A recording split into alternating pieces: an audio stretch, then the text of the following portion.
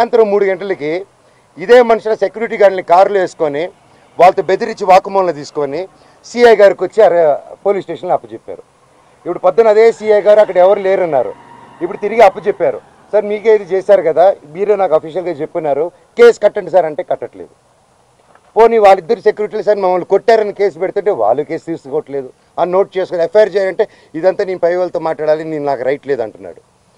పోనీ నేను జైపూర్ నుంచి ఒక పక్క పాప బర్త్డే సెలబ్రేట్ చేసుకుంటూ జైపూర్ నుంచి మెయిల్ పెట్టాను, సార్ ఇలా జరుగుతుంది, గివ్ ప్రొటెక్షన్, కనీసం నా పెట్స్కి ఏం చేయకుండా చూడండి అనేసి యాజ్ సింపుల్గా నేను పెట్టాను. దానికి కలెక్టరేట్కి పెట్టాను, అందరికీ పెట్టాను. పెడితే నో రిప్లై. దానికి నేను డిజిటల్ సిగ్నేచర్ చేసి పంపించాను, నో రిప్లై. ఇవంతా చల్లవు అని చెప్పి సిఐ గారు చెప్పారు.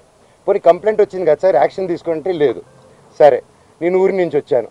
ఊరి నుంచి వచ్చింది, ఇమీడియట్గా కంప్లైంట్ డ్రాఫ్ట్ చేసి ఈ గ్యాప్లో ఏమైంది, అదే రోజు 1వ తారీఖు బార్జిన్ అయ్యారా, నేను జైపూర్కి వెళ్ళానా, అదే రోజు నైటు విష్ణు ఎక్కువ అతను ఫాలోయింగ్ కారు ఉంటుంది, ఎక్కువ కారులో అతను మనుషులు వచ్చి నా నార్సింగ్లో నా ఆఫీస్కి గోడలు దూకి లోపలికి వచ్చి నా కారుని దొంగ కీ పెట్టి స్టార్ట్ చేసుకొని ఆ కారు దొంగతనం చేశారండి. అంటే ఎందుకింత దరిద్రానికి దిగజారుతున్నాడో నాకు అర్థం కావట్లేదు.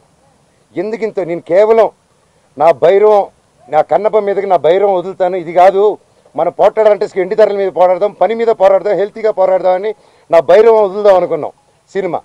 ఇంకంతే, భైరవం వదులుతున్నా అనేసరికి టెన్షన్ అయిపోయి కన్నప్ప పోస్ట్పోన్ చేసుకున్నాడు. ఆ కోపం ఎలా చేసుకోవాలో తెలియక నా మీద ఇదంతా రుద్దుతున్నారు. ఇమీడియట్గా డైవర్షన్. ఇప్పుడు మా అమ్మగారికి మా నాన్నగారికి వాళ్ళకి అవసరం అండి ఈ వయసులో. విష్ణు నాకంటే 4 సంవత్సరాలు పెద్దవాడు, అతనికి 4 పిల్లలు ఉన్నారు, వచ్చి మాట్లాడడం తెలియదా, కూర్చొని మాట్లాడమని అడుగుతున్నాను నేను. పెద్దల్ని కూర్చొని పెట్టి అడుగుతున్నా, మాట్లాడలేరా? ఇవన్నీ కాకుండా ఇలా పోలీస్ ఆఫీసర్తో హైకోర్టు నుంచి నాకు ఆర్డర్ వచ్చిందండి. ఇది బాగా వినండి సార్. హైకోర్టు నుంచి క్లియర్ ఆర్డరు, నేను కానీ ఇక్కడ కానీ డిస్ప్యూట్ జరిగేంత వరకు మేము ఇక్కడ ఉండొచ్చు, ఇద్దరు నేను ఎవరు ఉండకూడదని చెప్పాల. కలెక్టరేట్ దగ్గరికి వెళ్ళారు, నేను అమ్మ వచ్చి ఉండొచ్చు, నేను ఏం చేయట్లేదు, ఇదిగోండి అనేసి నా ఫైలు అప్పచెప్పాను నేను వాళ్ళకి. నేను వీళ్ళకి సినిమాలు పనిచేసినప్పుడు, నేను క్యాంపస్కి పనిచేసినప్పుడు ₹1 ట్రాన్సాక్షన్ వాళ్ళ దగ్గర నాకు వచ్చిందని చెప్పమానండి.